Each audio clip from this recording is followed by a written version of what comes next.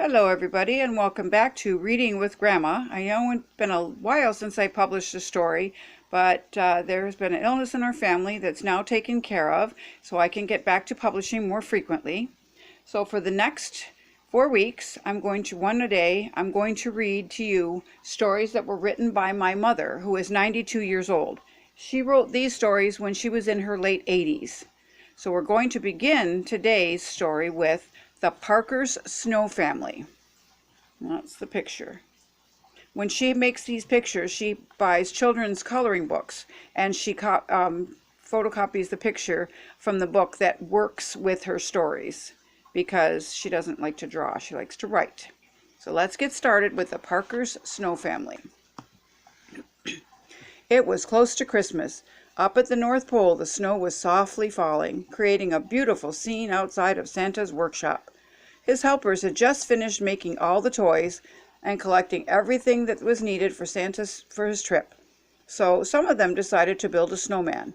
They got started rolling out a big round ball to make the body, and then a little smaller for the upper body, and an even smaller ball for the head. There were about 12 workers there. Frank, one of the boys there, said, "Hey, let's build a whole family. After all, Santa is taking toys to families. Why not build a whole family, a snow family?" So they all agreed that would be fun. It would be something different. So they got ready. Sherry said, "Why not call the mother and father Mr. and Mrs. Snow?"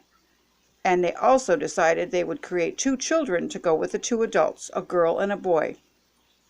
"We could name the girl Crystal and the boy Snowy." They all agreed that those would be good names. What fun they would have building not just a snowman, but a whole family of snow people. 12-year-old Henry said, "That's a good idea. Why didn't I think of that first? But I have to agree, it would be a good idea to make a whole family of snow people. I'll get busy rolling out a couple of big balls that we need for the lower bodies, and Sherry, maybe you and a few others could roll out some smaller balls for the upper bodies and the heads." So they all started rolling out the small, medium, large balls that they would need to construct 2 adults and 2 children snow people. But they hadn't been working for more than a half an hour when Sherry said, "Whew, boy, this is hard work, rolling out so many balls for the snow family. Maybe we should not have thought of doing such a big project. I sure didn't think it would be a big job to roll out so many balls." And there's a sneak peek of what they're working for. That may be what they... And the snow people, the little boys, are looking into Santa's workshop, and the little boy says, "Look at all the wonderful toys," says Snowy. "Gee, Sherry, I think it will be a lot of fun building a whole family of snow people. It's something nobody has done before. So stop complaining and start rolling out at least the little balls we need for the heads of these snow people. Let's figure out how many balls we'll need. There will be 4 people, so we need 2 large balls for the bottom of the 2 grown-ups, 2 medium-sized balls for the grown-ups' upper bodies, and then 2 smaller balls for their heads. Then for the children, we will need 2 medium-sized balls for the bottoms, 2 balls a little smaller for their upper bodies, and 2 even smaller for the children's heads. Then maybe one of you could look around for something we can use for eyes and buttons. We have coal that we use for that little stove in the kitchen. Better yet, maybe someone could find small rocks that we could use in place of the coal, using the rocks for buttons. Don't you think that's a good idea?" However, as most of the ground was covered with snow, it would be pretty hard to find any small rocks anywhere. But as a couple of the children looked around, they noticed that the ground under the eaves of the building was bare, so maybe they could find some rocks there. Henry said, "Getting back to the snow people, how many balls will we need altogether, Sally?" Sally thought for a minute, and then she said, "Well, if my arithmetic is correct, we will need 2 large, 2 medium, and 2 small for the parents, then 2 medium, 2 small, and 2 even smaller for the children's head. So that adds up to 2 large, 4 medium, and 6 small. Am I right?" Then Sally said, "Let me think about that for a minute." She started counting with her fingers, and she said, "I think that's right. But let's just start rolling and putting each one..." And there's the elf looking at the snow people looking in the building.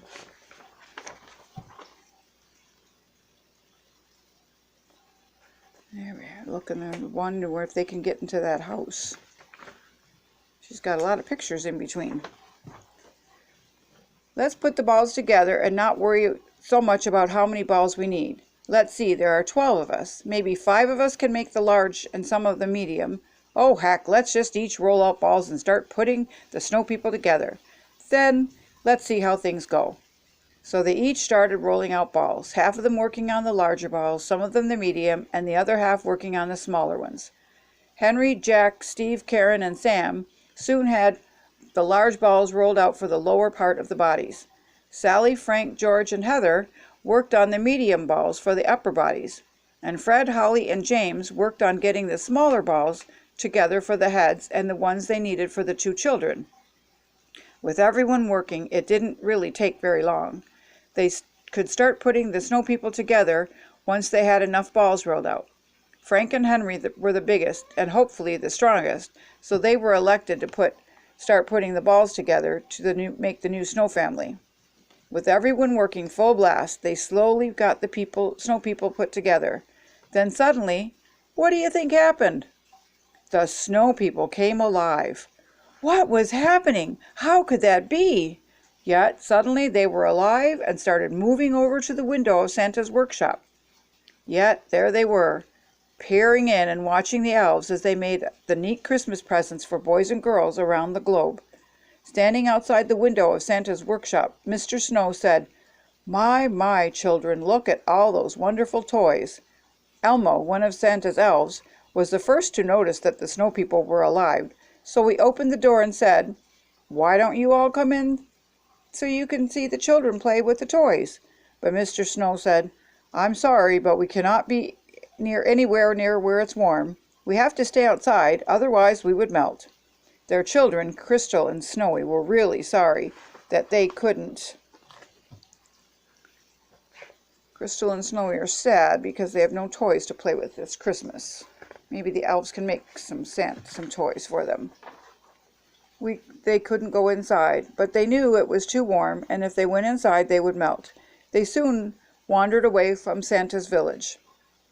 After the Snow family left, Elmo went to talk to Santa. He asked Santa how they could help the Snow family enjoy Christmas. They really wanted to give the Snow children some toys, Santa said. "Give me a minute and I'll think about that. I'm sure we can figure something out. Now that they've come alive, these Snow children should have some fun too. I'm sure I can come up with a solution." Then Santa had a bright idea. Why not give the Snow children skis and sleds? That would be perfect toys for Snow children. But of course, the Snow children were only part of Sherry's dream. They weren't really real. Mrs. Snow, or rather Mrs. Parker, told her children it was time for them to go to bed. "Tomorrow is Christmas, children, so let's hurry up and get to bed. Maybe you'll dream of candy canes and sugar plums and all the delicious food we'll have tomorrow." But of course it wasn't Mr. and Mrs. Snow talking to their children. It was really Mr. and Mrs. Parker. The Parker children were soon tucked into bed, and although they were excited about Christmas Day and maybe getting some new toys, they were soon fast asleep. What with all the excitement of Christmas Eve and all the preparations they had helped with had worn them out. The grown-ups were also tired, but they still had a lot of work ahead of them. Unwrapping the toys and setting everything under the Christmas tree was just part of the preparations.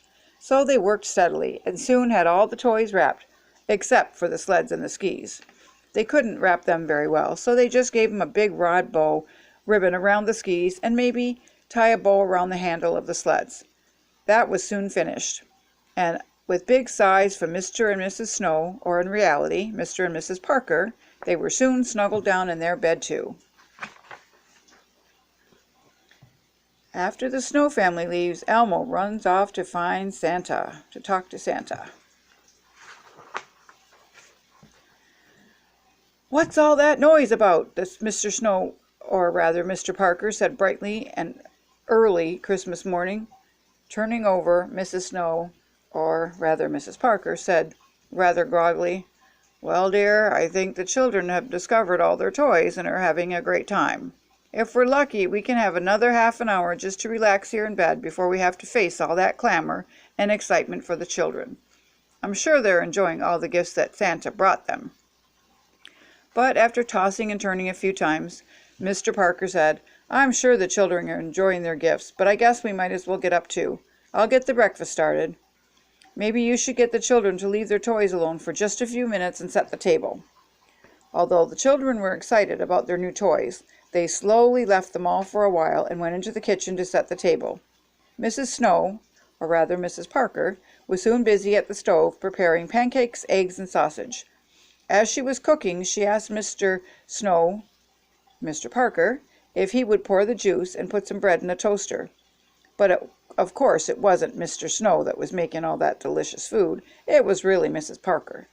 Mr. and Mrs. Snow and their children Crystal and Snowy had only existed in the dream that Sherry had had the night before.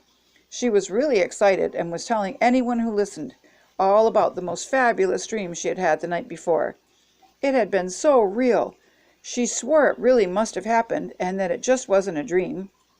However, as she came down the hallway, she had glanced in the living room and she had seen all the presents stacked up under the trees and around the tree, that she knew there must be some toys somewhere. Some of her dream had come true. And the delicious Mrs. Parker made that early Christmas morning was also real. But the children were so excited. And she's telling the children it's time for bed. I think Grandma put these pictures in the wrong order.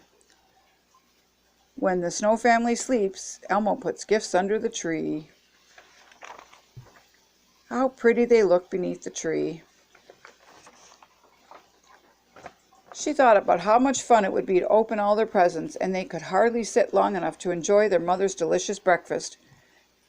And to add to the excitement, when Henry looked out of the kitchen window, he blinked his eyes several times. Yes, that was snow falling. This would be a perfect Christmas with the winter's first snowfall. And maybe, just maybe, one of his presents would be a nice new sled. After letting everyone know it was snowing outside, he hurried to finish his breakfast so he could start opening his presents. He could hardly wait, and by the looks of it, his sister was also having a hard time sitting still, eating her breakfast before she could open any of her presents. Mr. and Mrs. Parker could tell the children they were almost too excited to finish their breakfast before they opened their presents. So Mrs. Parker told the children they could open one present now before they finished eating. The children jumped up and ran into the living room. Soon paper and ribbon was flying all around the living room as the children opened their presents. As Sherry was anxious to open that big box she had seen with her name on it. She couldn't imagine what was in there, so this present had to be the first one she opened. As she tore off the paper and the ribbons, then opened the box, she was so happy. Inside the box was just what she had wanted all year. It was a new coat, that beautiful gray coat she had seen in the store window. She had asked her mother if she could have a new coat for Christmas. The one she had now had been wearing almost too small for her, so she really needed a new coat. Now that she had one, and it was just the one she had asked for. And Sherry could see that her brother was just as excited as she was as he opened his first present. It was the chemistry set he had wanted for almost 2 years. When he had first asked for the present, he was told that he was too young for his chemistry set. But now, special presents from Elmo and Elliot the Elves. Here it was, the most perfect gift. He thanked his parents, and he quickly opened the box to check all the bottles and tubes that were tucked inside. Both children were happy with their fabulous gifts that they didn't think they could be any happier. What a great Christmas this turned out to be. And there's perfect toys for snow kids. Skis and a sled, just what snowmen need. And that is the end of the Parker's Snow Family and Sherry's Wonderful Dream. It's very, very good to use your imagination, and you can imagine anything. Make a snowman and imagine it coming to life. You can talk to it and go out and have fun in the snow if we have snow enough this year to play in. So I hope you enjoyed the Parker's Snow Family. Let me know in the comments what you think of it, and if there's any story you'd like me to read to you. And that, you stay safe, Happy New Year, and have a great day. Bye now.